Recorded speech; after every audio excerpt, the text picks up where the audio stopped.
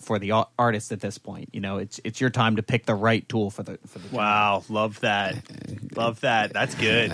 That is good. Yeah, Case, you recently just read the book, and I'm trying to think of the name of the book. Mixing with Your Mind. Yeah. Right. And I read that, a while ago now. I need to find that copy. But he has an interesting concept behind where he was coming at for picking the style of mic, and in your head thinking about the hardness versus the softness of the mic that you're working with, and going against the hardness or softness of the instrument that you're recording. So if you're recording a very hard instrument, maybe you want something soft.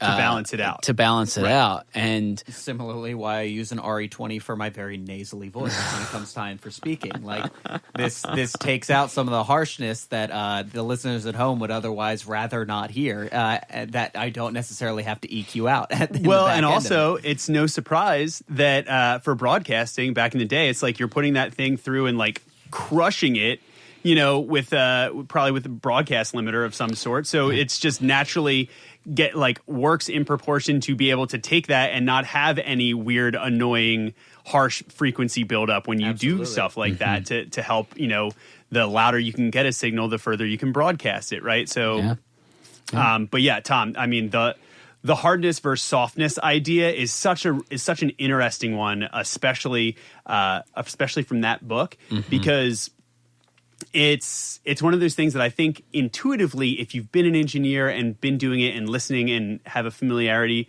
with a lot of different microphones and where they're applicable or where they kind of shine, and a lot of different sound sources, you know, in a studio, in a controlled environment, and hearing them, that pairing starts to, it's almost tough to put into writing what you mean by hard and what you mean by soft. And I feel like he doesn't even really go into or like do it very well in the book, actually, which is why there's a lot of, if you go online, there's a lot of people arguing about, well, what does hard versus what does soft mean, you know, but to sum it up at best, I think it's one of those things where if you have a really harsh, really piercing, really punchy guitar sound, right, then maybe you need a microphone that doesn't exaggerate or amplify those frequencies that are really harsh or really pointed, or, you know, and likewise, if you have a really dull sounding, rounded, dark instrument or whatever, then maybe something that brings a little bit of life to it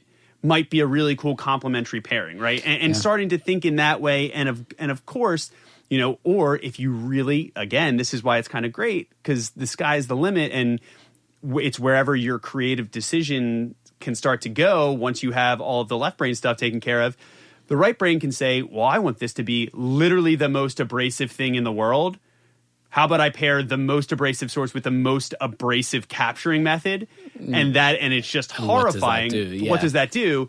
Or likewise, if it, you know, I guess you could go with the inverse and just be like, I want this to in no way, I want it just to be the most background, low-level noise thing in the world. I don't want to shine a light on it. I just want it to be this drony sub thing. Then maybe go with like a really dark ribbon on this source to make sure that it, like, you know, that it complements it in, you know, but just work with the placement of it in some way. And I love that you brought that up, because that's such a interesting way. And I think also kind of got me thinking even more so about something that we talk about all the times, especially and a lot of incredible engineers, before they start throwing mics on a source, the first thing they do is they listen to that source in the room, in the space, and use their ear. And there's a reason for that, because ultimately the idea of recording something, that microphone is your first line in trying to replace your ear and the perception of a source in the room, right? And and where you place that is more or less, you can almost start to think about it as where you're deciding to listen to the source from, and how that changes the color of the source, the volume of the source, and the amount of reflections of the source around you, right? And how much of the room and the ambience gets brought into that. So in the same way, if we're standing on two ends of a gymnasium having this conversation, you'd hear the gymnasium if the microphone was directly in the middle of us, right? Yeah.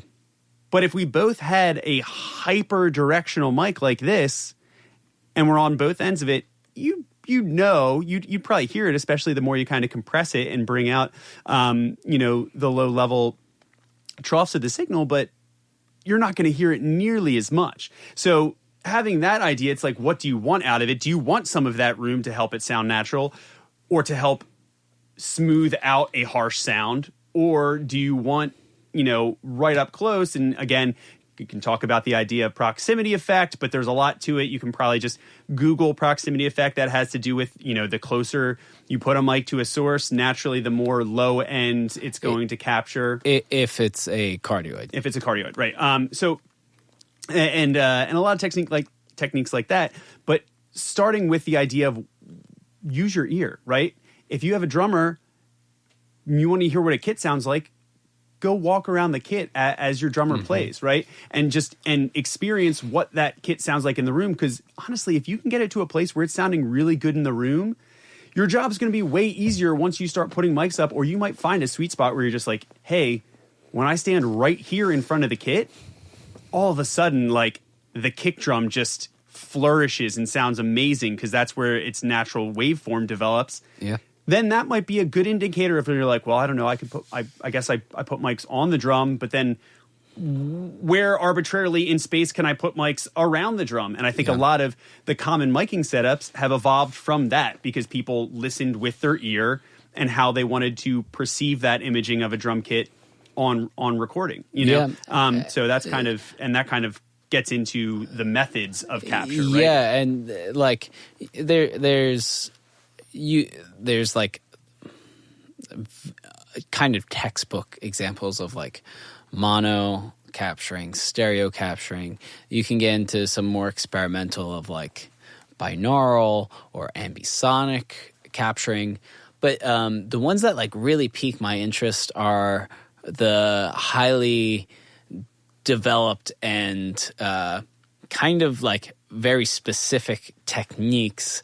There's a technique that they used at Skywalker Ranch called the I might butcher this. It's like the Haimazaki square, and it's where they're reamping something, but they're putting two speakers into two giant diffusers facing away from a microphone array that is then it's a square array that then goes two speaker like it's four microphones, two go to the front two speakers and two go to rear speakers in a surround sound setup, and it creates this really, really cool ambient texture. And like that's a very unique method of capturing that plays right to what to the emotional aspect that like we started out on, like and so if someone comes to you and starts explaining something, and if you're familiar with that technique, or maybe you're not, and maybe you're just like, what kind of things like that are like alternatives to that could I potentially try other than just a room mic or whatever? And so maybe that might be like it kind of does check all these boxes. Maybe let's try that, right? Yeah. And like going back to like something as like familiar as like the Decatree or something like that, which is check that out. It's a very cool technique. But like all of these methods then can like be, I think a nice way to evaluate those methods is to think about, and we'll talk about this more in the mixing portion of it, but thinking about your soundscape as for me, like a 3D graphical image. So your position of where you're at in the space is our like x-axis, and the frequency band is our y-axis, and the time-based effects are our z-axis. So thinking about where we can place our different elements within when we're capturing in this space will help us develop our mix later on. Right. So, And will ultimately help you define the space that your mix lives in, which is going to be a huge component. Yeah. And like, if you're like, oh man, I want these drums to kind of sit in the background, like let's say for like a national thing, like maybe it's like I want the like low frequency content to just be like right up there with it, but everything kind of like set, like be like sparkly and like in the background and that kind of stuff.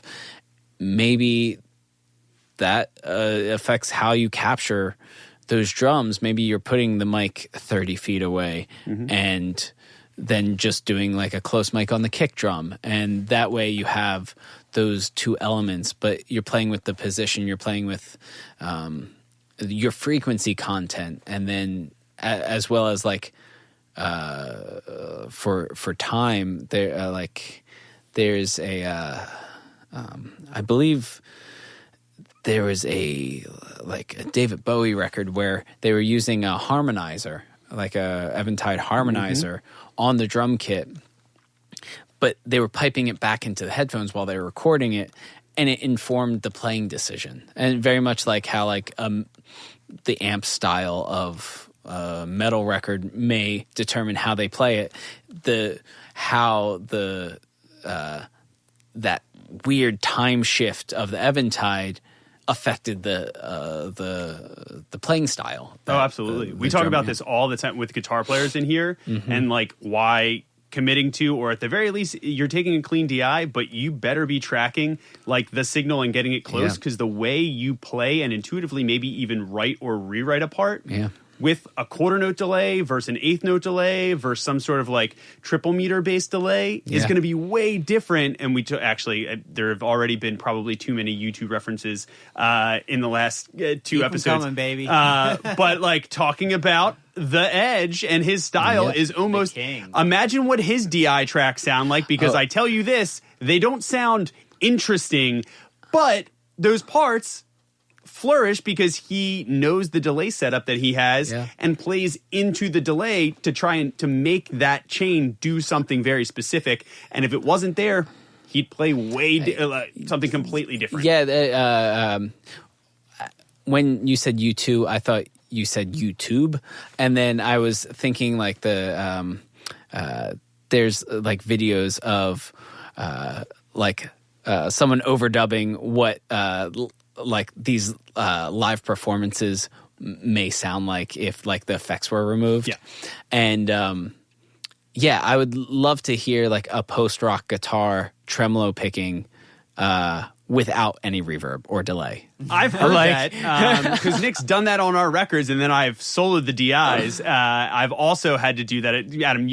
Adam's no stranger to tremolo picking either. No, I know that. Listen, I've heard a tremolo pick or two in my day, and let me tell you, it's not interesting without all the stuff on it. No, and like especially in here too. Like I think it's really interesting when we're talking about capturing as well, because like we're very fortunate to have basically every sonic possibility under the sun when it comes to guitar tracking, and most other things for that matter, but especially when it comes to guitar tracking, we have our our ISO cab downstairs, and for the most part we have our guitar players play in our control room with us, and then the sound gets piped out into our ISO cab, which is totally isolated. You can hardly hear it through the floor, and then even if you're standing next to it, it's impressively quiet.